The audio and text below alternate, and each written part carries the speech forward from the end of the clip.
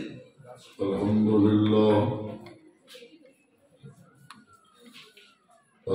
لله الذي هدانا لهذا وما كنا لنهتدي لولا أن هدانا الله.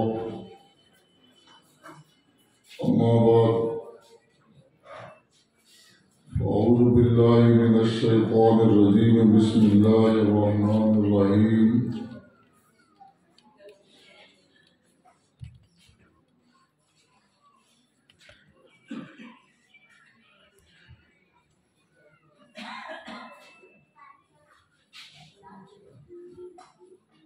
يا أيها الناس قد جاءتكم موعظة من ربكم وشفاء لما في الصدور وهدى ورحمة للمؤمنين. قل بفضل الله وبرحمته فبذلك فليفرحوا وخير مما يجمعون. آمنت بالله وبآياته إن الله وملائكته يصلون على النبي يا أيها الذين آمنوا صلوا عليه وسلموا تسليما. اللهم صل على سيدنا محمد النبي الأمي عليه وعلى آله وأصحابه وبارك وسلم وصل عليه. جزء قرآن زیرمی روبائی است. جزء قرآن زیرمی روبائی است. فقر قرآن اصل شہنشاہی است. فقر قرآن اختلاف ذکر و فکر را کامل نبیدم جز بذکر.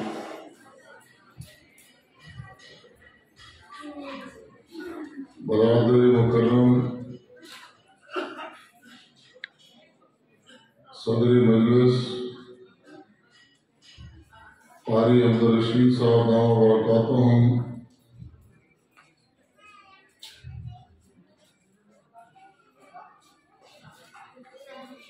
دیگر علماء اکرام، حفاظ نظام اور اس مجلس میں حاضر خواتین و حضرات، ہم سب کا اس وقت یہاں جمع ہونا ایک بہت بڑی نسبت سے ہے،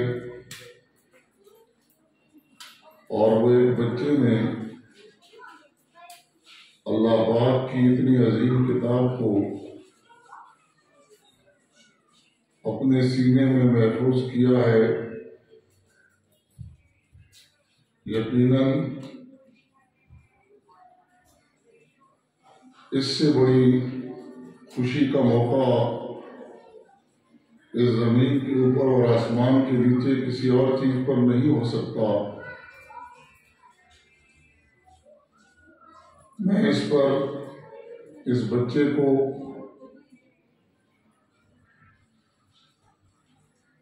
اور والدین کو، سارے عزیز و اقارب کو، اس بچے کے اساتذہ کو مبارکباد پیش کرتا ہوں،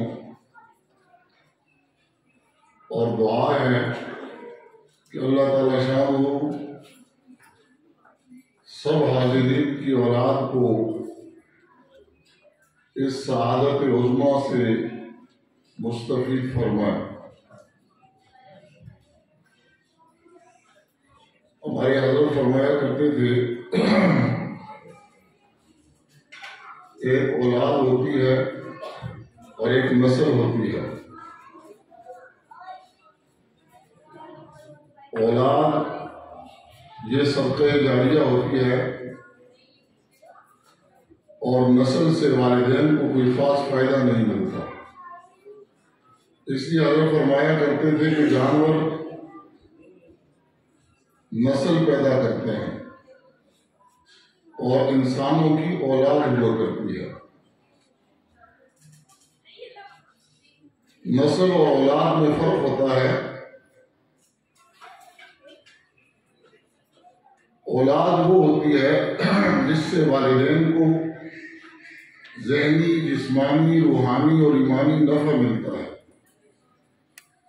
اور نسل وہ ہوتی ہے جس سے یہ کوئی فائدہ اس کو نہیں حاصل ہوتا۔ وہ کسی گدی کو کسی نے کہا تھا کہ مبارک ہو تیرا بیٹا ہوا ہے، وہ کہنے لگی کہ مجھے کیا فائدہ ہے، اپنا بھار اٹھائے گا اور اپنا اٹھاؤں گی۔ اس لیے اللہ سے مانگنا چاہیے، ربنا هب لنا من ازواجنا وذرياتنا قرة اعین وجعلنا للمتقین اماما۔ اللہ کے خاص بندوں کی 14 صفات سورہ فرقان کے اندر بیان کی گئی ہیں، اور ان میں ایک صفت یہ ہے کہ وہ اللہ سے مانگتے ہیں، ربنا هب لنا من ازواجنا وذرياتنا قرة اعین، اے اللہ مجھے اپنی بیوی سے، اپنے اولاد سے آنکھوں کی ٹھنڈک نصیب فرما۔ تو اولاد انہی لوگوں کی ہوتی ہے جو اللہ سے مانگتے رہتے ہیں، اور پھر اپنے اولاد جو اللہ پاک نے ان کو ایک عطیہ عطا کیا ہے، پھر اس کے اوقات کی نگہبانی اور نگرانی کے اندر لگ جاتے ہیں، ان کے اعمال کے محافظ ہوتے ہیں، اور وہ اس بات کو دیکھتے ہیں کہ ان کی اولاد کی راتیں کیسے گزرتی ہیں اور دن کیسے گزرتے ہیں۔ تو یقیناً یہ اولاد ان کے لیے صدقہ جاریہ بن جاتی ہے، وگرنہ وہ نسل رہ جاتی ہے۔ تو اللہ تعالی شانہ ہم سب کو یہ سعادت نوازیں کہ ہم اپنے اولاد کے اعمال کی نگرانی کرنے والے ہوں۔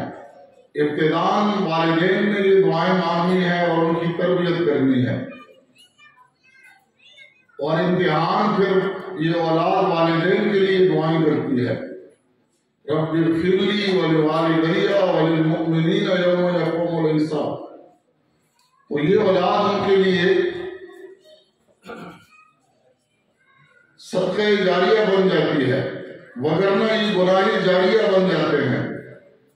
جو اولاد اللہ کی نافرمان ہو، یہ والدین کے لیے گناہ جاریہ بن جاتے ہیں۔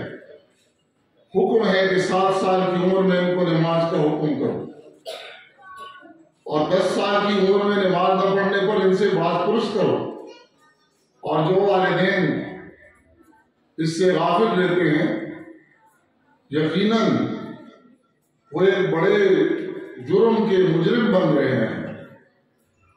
کہ آج ہمارے لیے بڑی خوشی کا موقع ہے۔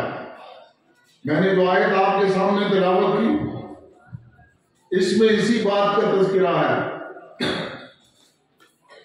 قل بفضل اللہ وبرحمتہ فبذلک فلیفرحوا هو خیر مما یجمعون۔ ان کو کہہ دیجئے کہ آپ اللہ کی رحمت اور اس کے فضل پر خوشی منائیں، وہ خیر مما یجمعون، یہ بہتر ہے اس سے جو تم جمع کر رہے ہو۔ علماء فرماتے ہیں کہ اس میں ایک شرط مقدر ہے، وَإِن فَرِحُوا بِشَيْءٍ فَلْيَفْرَحُوا بِهَا، اگر آپ نے خوشی منانی ہے تو اللہ کی رحمت اور اس کے فضل پر خوشی مناؤ۔ رحمت کیا چیز ہے اور فضل کیا چیز ہے، اس کے مختلف مفاہیم علماء نے بیان فرمائے ہیں۔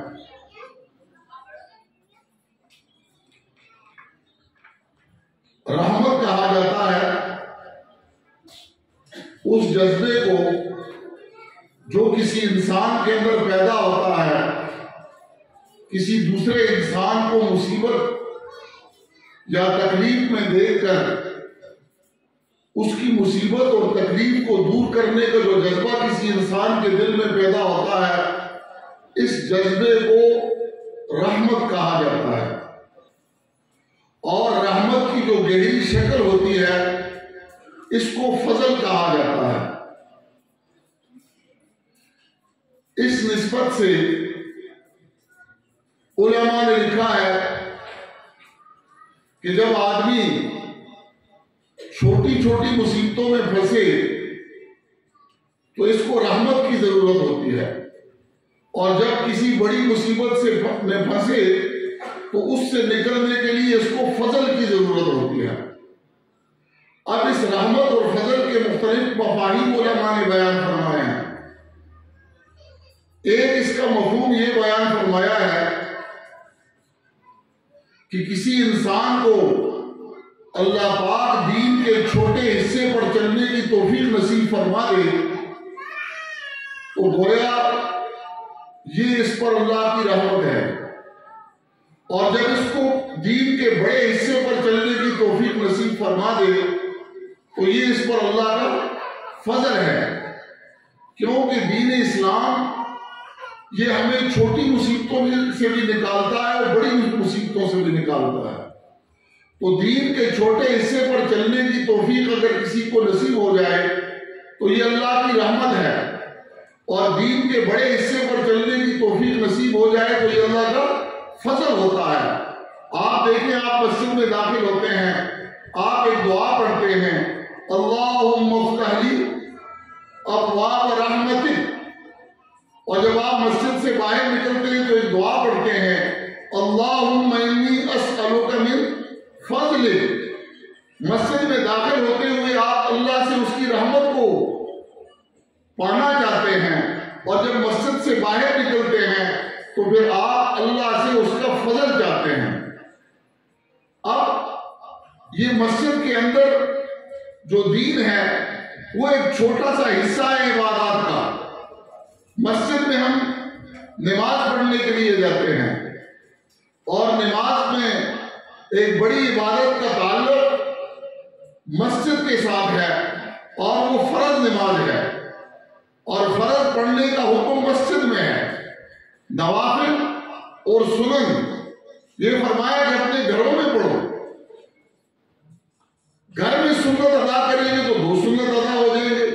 اللہ کے نبی نے فرمایا اپنے گھروں کو قبرستان نہ بناؤ، وہ گھر جس کے اندر اعمال نہیں ہوتے وہ گھر نہیں ہے، وہ قبرستان ہے۔ اس لیے اپنے گھروں کو آباد کرو اللہ کے ذکر سے اور عبادت کے ذریعے۔ لیکن فرض نماز مسجد کے اندر ہم نے ادا کرنی ہے، اور اللہ کے نبی نے فرمایا کہ جو گھروں میں نماز پڑھتے ہیں، فرمایا میرا دل چاہتا ہے کہ میں ان کے گھروں کو آگ لگا دوں۔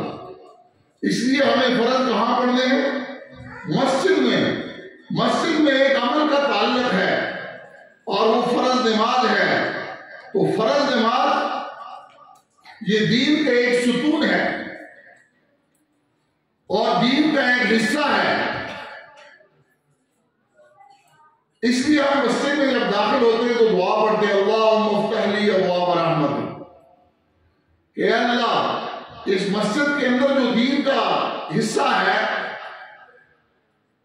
میرے لیے اس کا دروازہ کھول دے، اس کو صحیح طریقے سے کرنے کی توفیق نصیب فرما دے۔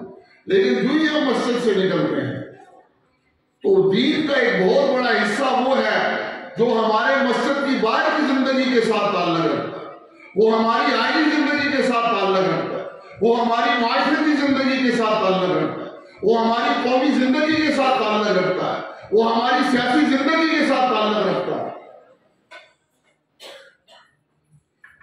تو چونکہ دین کا بڑا حصہ وہ ہماری باہر کی زندگی کے ساتھ تعلق رکھتا ہے، تو اس بڑے حصے دین پر چلنے کو اللہ کا فضل کہا جاتا ہے۔ گویا ہم باہر نکل کر اللہ سے مانگتے ہیں کہ یہ باہر کی زندگی کے جتنے احکام ہیں یہ ہمیں اسلام کے مطابق گزارنے کی توفیق نصیب فرما دے اور ہمیں ان پر چلا دے۔ بعض علماء نے یہ لکھا کہ رحمت سے مراد حضور علیہ السلام کی ذات بابرکات ہے۔ وَمَا أَرْسَلْنَاكَ إِلَّا رَحْمَةً لِلْعَالَمِينَ، اے نبی ہم نے آپ کو پورے جہان کے لیے رحمت بنا کر بھیجا ہے۔ اور فضل سے مراد وہ اللہ کی کتاب قرآن پاک ہے۔ اس لیے یہ دو چیزیں ہمیں اللہ پاک نے عطا کی ہیں تاکہ ہم دنیاوی اور اخروی مسائل سے نکلنے والے بن جائیں۔ ایک حضور علیہ السلام کی ذاتی مبارکات ہے اور دوسرا اللہ کی کتاب یہ قرآن پاک ہے۔ قل بفضل اللہ وبرحمتہ فبذلک فلیفرحوا، ارے ان کو کہہ دیجیے اگر آپ نے خوشی منانی ہے تو دو چیزوں پر خوشی مناؤ، ایک یہ کہ اللہ کی رحمت نبی کی ذات تمہیں دی گئی ہے اور دوسرا اللہ کی کتاب قرآن پاک تمہیں دیا گیا ہے۔ جب تک مسلمان دنیا میں ان دو کے ساتھ جڑے رہے، وہ ہمیشہ عزت کی زندگی کے ساتھ انہوں نے یہاں زندگی گزاری، اور جب مسلمانوں کا تعلق ان دو سے کمزور ہوا ہے وہ ہمیشہ ذلیل اور خوار ہوئے ہیں۔ حضرت عمر فاروق رضی اللہ تعالیٰ عنہ کی روایت آتی ہے کہ اللہ پاک اس قرآن کی بدولت قوموں کو عروج و ترقیاں دیتے ہیں اور اس کتاب کی بدولت قوموں کو ذلیل اور خوار کرتے ہیں۔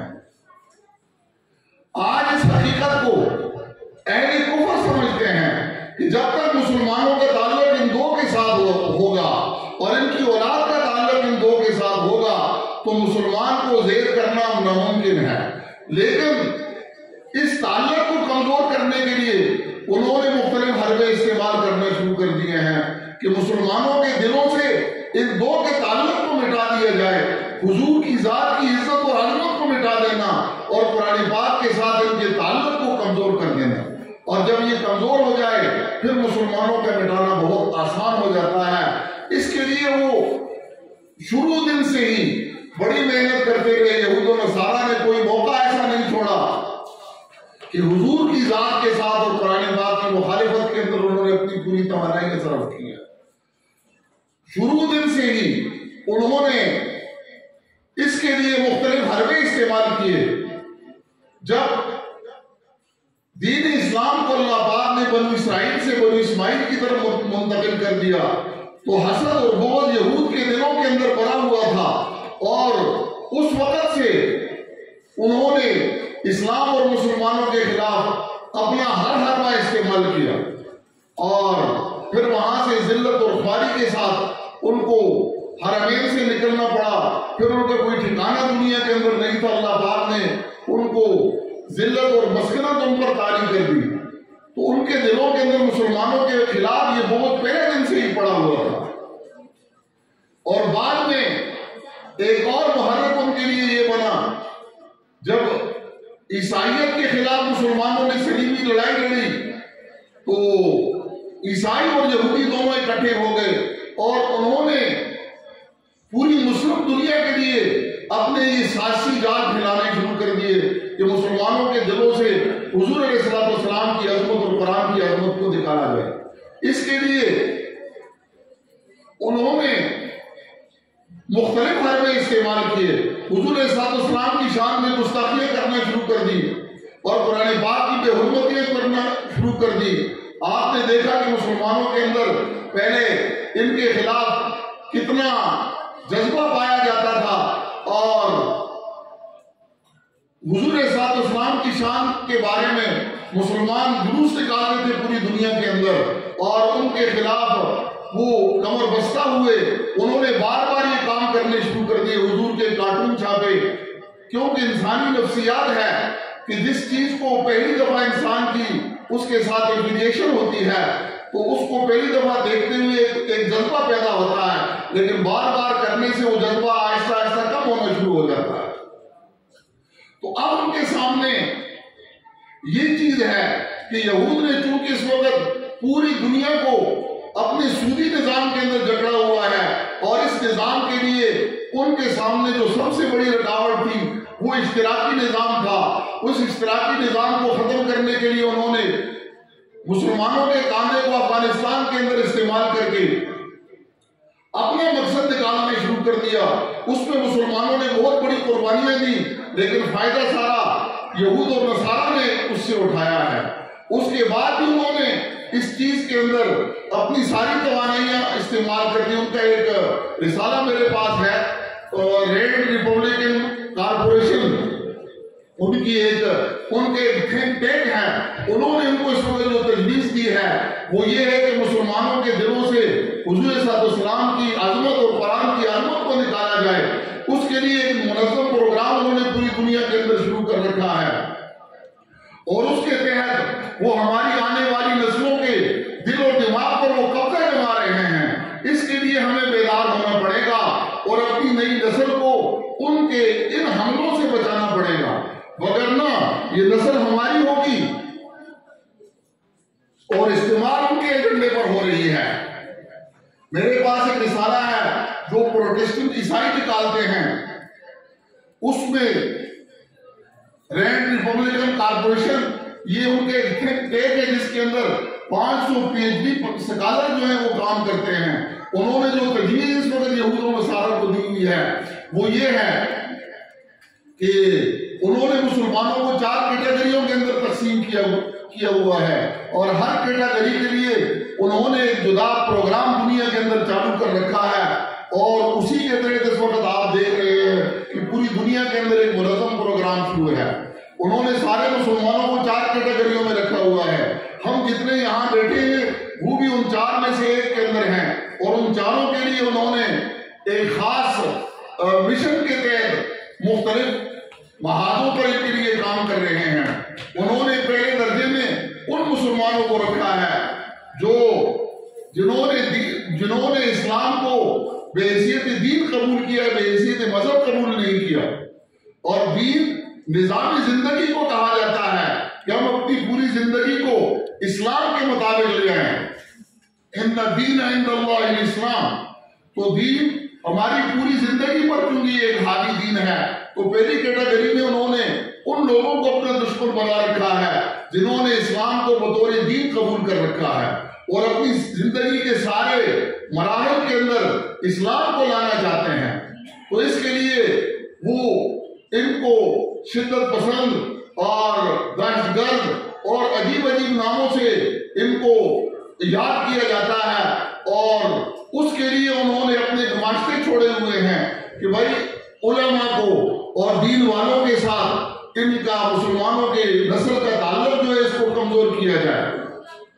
اس کے لیے وہ علماء کی شان میں حرمتیاں کرتے ہیں، اور ہماری نئی نسل کو یہ باور کروایا جاتا ہے کہ آپ کے سارے مسائل پیدا کرنے والے یہ وہ لوگ ہیں جو دین کو پوری زندگی کے اندر لانے والے ہیں۔ اس کے لیے ان کا پروگرام یہ ہے کہ یہ لوگ آپ کے قابو میں آنے والے نہیں ہیں، لہذا ان کو آپ نے کرش کرنا ہے، ان کو ختم کرنا ہے، اور مسلمان معاشرے میں علماء کے ساتھ نئی آنے والی نسلوں کو دور رکھنا ہے، اور علماء کی شان میں گستاخیاں کرنی ہے۔ آپ دیکھ رہے ہیں اس وقت ہمارے الیکٹرانک میڈیا پر بھی انہی کے گماشتے آ کر ہماری آنے والی نسلوں کو قرآن سے اور حضور سے اور علماء سے اور دین سے دور کرنے کے لیے محنت ہو رہی ہے، اور ہمارا الیکٹرانک میڈیا جو ہے وہ اس میں پیش ہے۔ دوسرے درجے میں انہوں نے ان مسلمانوں کو رکھا ہے جو روایت پسند مسلمان ہیں، جنہوں نے دین کو بطور مذہب کو قبول کیا، بطور دین قبول نہیں کیا۔ تو اس میں انہوں نے ان مسلمانوں کو رکھا ہے۔ اس کے لیے ان کا پروگرام یہ ہے کہ ان پر گولیاں ضائع نہ کی جائے، بلکہ ان کو آپس میں الجھا دیا جائے، اور آپس میں ایک دوسرے کے خلاف ان کو برسر پیکار بنا دیا جائے، اور معمولی جو اختلافی مسائل ہیں اس پر یہ ایک دوسرے کی ٹانگوں کو کھینچتے رہیں اور ایک دوسرے کو قتل کرتے رہیں۔ یہ ٹریڈیشنل مسلم کے لیے انہوں نے یہاں بھی اپنے گماشتے چھوڑ رکھے ہیں، جو کہ ان اختلافی جو فروعی قسم کے مسائل ہیں اس میں ایک دوسرے پر کفر کے فتوے لگا کر یہ مسلمانوں کو آپس میں تفریق ان کی پیدا کر رہے ہیں۔ تیسرے درجے میں انہوں نے ان مسلمانوں کو رکھا ہے جو کہ جن کو اپنے طور پر روشن خیال کہتے ہیں، ماڈرنسٹ ان کو کہا جاتا ہے۔ اس کے بارے میں ان کی رائے انہوں نے یہ دی ہے کہ یہ ہمارے اصل کام کے لوگ ہیں، ان کو نزدیک کرو، اور الیکٹرانک میڈیا پر ان کو لایا جائے، اور اسلام کی اور قرآن کی ایسی تشریح کی جائے کہ جو ان کے لیے قابل قبول ہو۔ سودی نظام جس کے اندر انہوں نے پوری دنیا کو جکڑ رکھا ہے، اس کے بارے میں وہ مشوش ہیں کہ اسلام اس کی مخالفت کرتا ہے، تو ایسے لوگوں کو لایا جائے، اس جو کہ سود کے حق میں اور جہاد کے خلاف وہ آ کر ہماری الیکٹرانک میڈیا پر پرانی آیتیں پڑھ کے اپنی مرضی کی تشریحات کرتے رہے ہیں، ان لوگوں کو وہ پروٹیکٹ کر رہے ہیں اور ہماری نئی نسل کو ان کے ساتھ جوڑا جا رہا ہے، اور ان کے ذریعے سے وہ قرآن اور حدیث کی ایسی تشریح کرتے ہیں جو کہ ان کے لیے قابل قبول ہے۔ چوتھے طبقے میں انہوں نے ان مسلمانوں کو رکھا ہے کہ جو سیکولر مسلم کا انہوں نے جو ہیں تو مسلمان کے گھر میں پیدا ہو گئے، لیکن ان کو اسلام کے ساتھ کوئی خاص تعلق نہیں ہے۔ تو ان لوگوں کو وہ کہتے ہیں کہ یہ ہمارے اصل کام کے لوگ ہیں۔ تو اس کے بارے میں ان کا یہ ہے کہ جن مسلمانوں کے گھر میں پیدا تو ہو گئے ہیں لیکن ان کو اسلام کی کوئی چیز پسند نہیں ہے، جو میرا وجود اور میری مرضی کے مطابق زندگی گزارنا چاہتے ہیں، اس کو بھی وہ اپنے ہاتھوں میں رکھ کر ان کو مختلف NGOs کے ذریعے سے مختلف نوکریاں ان کو دی جاتی ہیں اور ان کو پروٹیکٹ کیا جاتا ہے، اور ان کو مسلمانوں کے اولاد کو مسلمانوں کے لیے وہ تیار کر رہے ہیں۔ تو اس کے لیے ضروری چیز یہ ہے کہ ہم اپنے آنے والی نسلوں کو ان دو کے ساتھ جڑنے والے بن جائیں، ایک طرف وہ اللہ کے نبی کے ساتھ جڑ جائیں اور ایک طرف وہ قرآن کے ساتھ جڑ جائیں، تو اس سے ہی ہمارے آنے والے نسلوں کی حفاظت ہوگی۔ اللہ تعالیٰ شان ہمیں حضور علیہ السلام کی سنتوں اور قرآن کے ساتھ اپنی نسلوں کو جوڑنے کی توفیق نصیب فرمائے۔ وما علینا الا البلاغ۔